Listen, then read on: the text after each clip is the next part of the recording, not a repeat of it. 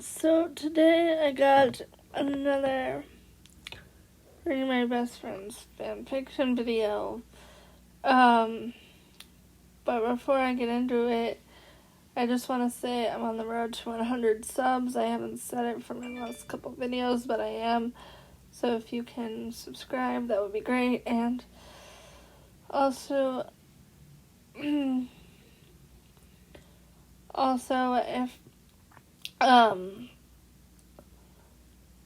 if you wouldn't mind scrolling down and making sure you're actually subscribed to the channel, because YouTube has a tendency to unsubscribe people sometimes. So if you thought you were subscribed to me but now you aren't, then look down and subscribe again.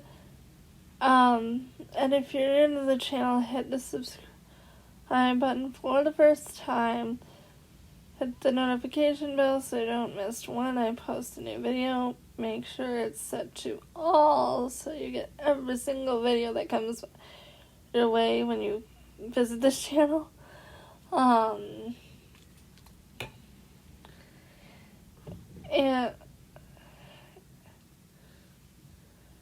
with that being said, let's get into the reading. Yes, this is going to go before the actual reading because I just recorded the reading.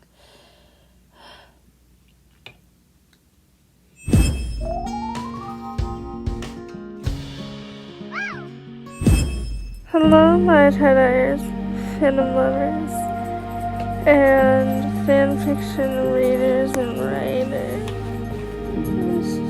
Today I'm going to be doing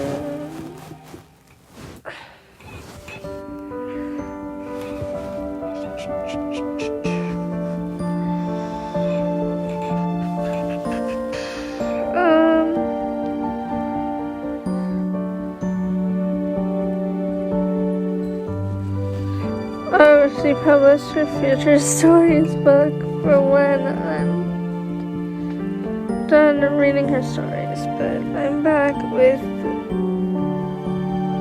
Beating the Chocolatier by Willy Wonka.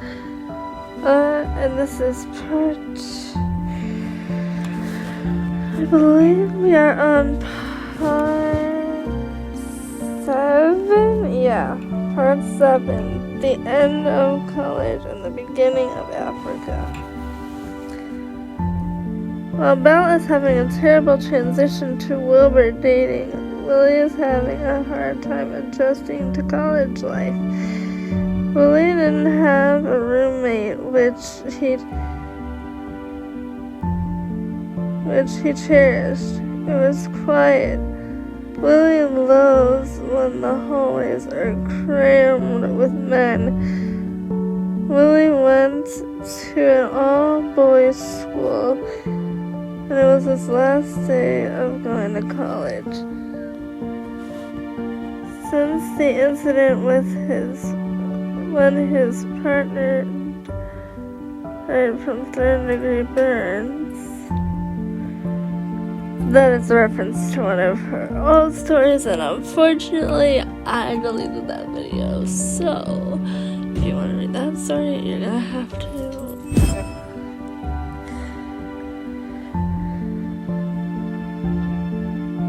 Since the incident where his partner died from third-degree burns, he had to spend a year and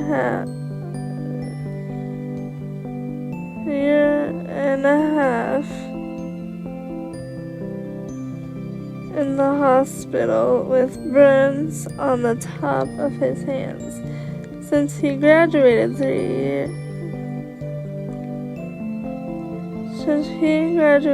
years instead of 4 because he wanted to go to Africa, he was the top of his classes. And all of his teachers, even the headmaster, knew he was super intelligent. Willie started packing and putting his belongings in his truck. He opened the door, started walking down the hallway.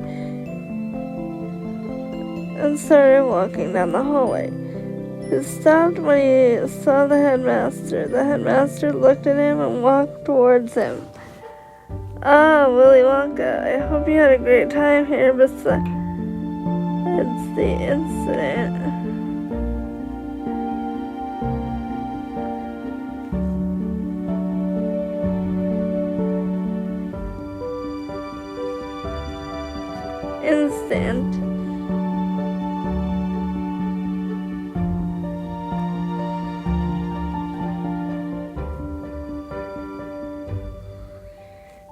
"Yes, I enjoyed my time here," said Willy. "Well, I just want to say congratulations." "So you are going to Africa?" asked the headmaster. "Yep, 12 hours on a train. Can't wait," replied Willy. "We'll be safe," said the headmaster. "I will. Goodbye," said Willy. He walking away. "What a good kid," said the headmaster. Willy got to the train station and sat on a bench. There were a lot of people sitting and standing. He saw children with their parents, men and women all over the place. "Is this what England looks like?" he thought to himself, although he was thinking about Belle and how much he missed her. Then he heard the conductor say, "Everyone who is going to Africa, please come now." Willy got up and walked to the entrance of the train. He gave the train conductor his ticket.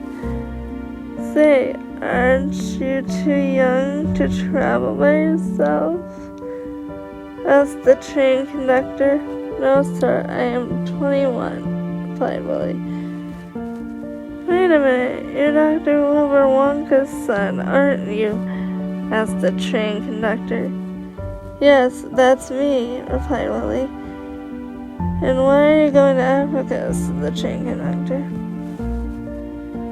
"Well, I am going to become a chocolatier, and the cocoa beans are Africa," replied Willy. "I'll get on board," said the train conductor. "Thank you," said Willy. Willy went to the compartment coach. It was going to be a long way to get there. Willy took a small black box and opened it. It was a ring that was shaped into a rose. When Willy goes back to France, he was planning to propose to Belle. After all, he had planned this since the beginning of high school.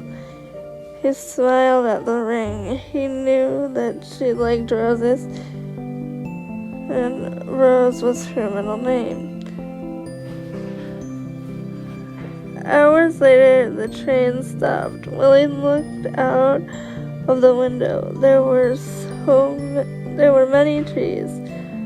Willy got up and walked toward the front. The train conductor waved goodbye before starting up the train. He got his machete out. "This is going to be a long journey." He started walking. There was a lot of places that had trees, but some not so much. He continues to walk and realizes that it's getting dark. He finds a place to set up camp and gathers sticks and logs of wood to make a fire. The fire started and he got some berries to eat. He made himself a place to sleep and lay down. His eyes started to close shut and he fell asleep. The next morning, Willy got up and put that last flames out. He put his things away and started to walk again. He saw a small river that had a waterfall. He realizes that it was much cleaner than any river he ever saw. Could this be the fountain of youth? No, of course not, he said to himself. It was a good chapter with a good cliffhanger, and see you in part 8 next time. Bye.